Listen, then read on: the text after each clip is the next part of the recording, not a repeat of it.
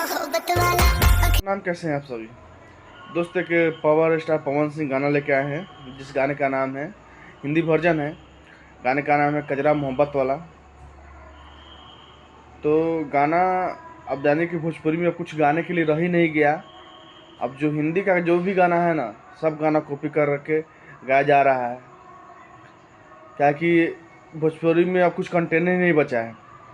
तो ये गाना लेके आया है कजरा मोहब्बत वाला, और इस गाने को आशुतोष तिवारी जी लिखे हैं। और ये गाना आपको सारे गामा हम भोजपुरी चैनल में, उस चैनल पर रिलीज किया गया है। और ये गाना पवन सिंह और शिल्पी राज दोनों मिलकर गाए हैं। और ये गाना के म्यूजिक दिए हैं प्रियांशु सिंह, जो म्यूजिक डायरेक्टर है भी है। तो गाना तो करीब कॉपी किया हुआ है, कुछ नहीं कर सकते, लेकिन गाना अच्छा है। और ऐसा है ना, ये लोग कुछ भी गा देते हैं, पावर स्टार, ट्रेंडिंग स्टार।